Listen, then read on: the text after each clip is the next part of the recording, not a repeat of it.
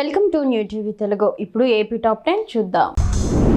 Nagari MLA గాలిపారి Prakash మాట్లాడుతూ CM Chandrababu కూటమి ప్రభుత్వం చేనేతల అభివృద్ధికి నిరంతరం కృషి చేస్తూ వారికి అండగా ఉంటుందని తెలిపారు. ఇటీవల కురిసిన వర్షాల వల్ల చేనేత కార్మికుల పనులు ఆగిపోయి ఇబ్బందులు పడుతున్నారని గుర్తించి ప్రభుత్వం పుత్తూరు మండలం గొల్లపల్లిలో మొదటి విడతగా 75 కుటుంబాలకు ఒక్కో కుటుంబానికి 50 కేజీల బియ్యం, కందిపప్పు, చక్కెర, ఉల్లిపాయలు, బంగాళాదుంపలు, పామ్ ఆయిల్ ఒక్కొక్క కేజీ చొప్పున ఎమ్మెల్యే స్థానిక నాయకులతో కలిసి పంపిణీ చేశారు. మారేడుమిల్లి రంపచోడవరం ప్రధాన రహదారిలో Satyasai main line pipe leak అవడంతో మంచినీరు వృధాగా పోతోంది. ఈ నీటి సరఫరా సుమారు 80 గ్రామాలకు తాగునీటి అవసరాన్ని తీరుస్తోంది. సంబంధిత అధికారులు వెంటనే స్పందించి మరమ్మతులు చేపట్టాలని గ్రామస్తులు కోరుతున్నారు.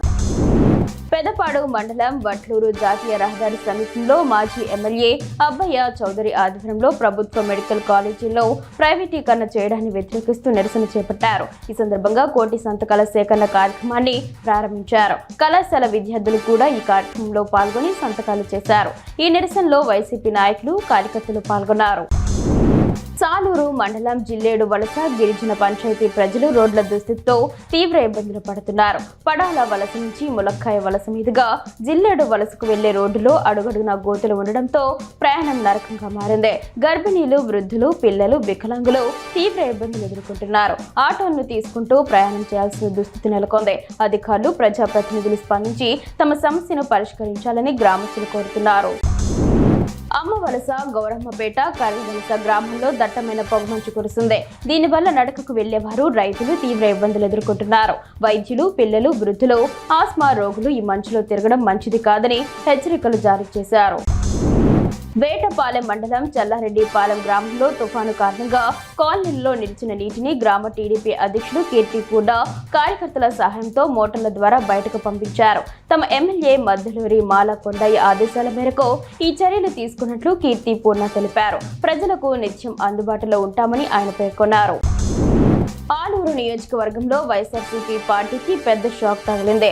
రాష్ట్ర అధ్యక్షుడు పివిఎన్ మాధవ్ సమక్షంలో గుమ్మనూరు కమలమ్మ నేతృత్వంలో పలువురు వైసీపీ సర్పంచ్లు, ఎంపీటీసీలు, జడ్పీటీసీలు బీజేపీలో చేరారు. ఈ కార్యక్రమంలో ఆధ్వర్ని ఎమ్మెల్యే పార్థసారథి, రాయలసీమ ఇన్ఛార్జ్ దయాకర్ రెడ్డి, జిల్లా అధ్యక్షుడు రామకృష్ణ కూడా పాల్గొన్నారు. ఈ చేరికలు వైఎస్ఆర్సీపీ పార్టీకి తీవ్ర నష్టాన్ని కలిగించాయి. పర్చూరు నియోజకవర్గంలోని ఇంకొల్లు మండల కేంద్రంలో రాష్ట్ర రమేష్ హాస్పిటల్స్ ఆధ్వర్యంలో ఉచిత వైద్య శిబిరం నిర్వహించారు. ఈ శిబిరంలో నరాలు, ఎముకలు, గుండె, శ్వాసకోశ సంబంధిత సాధారణ జబ్బులతో బాధపడుతున్న రోగులు పెద్ద సంఖ్యలో పాల్గొన్నారు. వివిధ విభాగాల నిపుణులు రోగులను పరీక్షించి ఉచితంగా బీపీ, షుగర్ పరీక్షలు నిర్వహించారు. అవసరమైన వారికి ఉచితంగా మందులు కూడా పంపిణీ చేశారు. ఇంకొల్లు ఆస్టర్ రమేష్ హాస్పిటల్స్ ఈ కార్యక్రమాన్ని నిర్వహించింది. పి గన్నవరం నియోజకవర్గ వైసీపీ కోఆర్డినేటర్ గన్నవరపు శ్రీనివాసరావు ప్రభుత్వ మెడికల్ కళాశాలలో ప్రైవేటీకరణ వల్ల కలిగే నష్టాలను ప్రజలు తెలుసుకోవాలని సూచించారు. ఆయన ఐనవిల్లి మండలంలోని క్రాపా గ్రామంలో వైసీపీ నాయకులు నిర్వహించిన కోటి సంతకాల సేకరణ కార్యక్రమంలో పాల్గొని ప్రైవేటీకరణకు వ్యతిరేకంగా ప్రజల నుండి సంతకాలను సేకరించారు. నరసన్నపేట మండలంలో ఇంటింటికి స్వచ్ఛమైన త్రాగునీరు అందించేందుకు చేపట్టిన జల్ జీవన్ మిషన్ పథకం పనులు ఆశించిన స్థాయిలో ముందుకు సాగడం లేదు.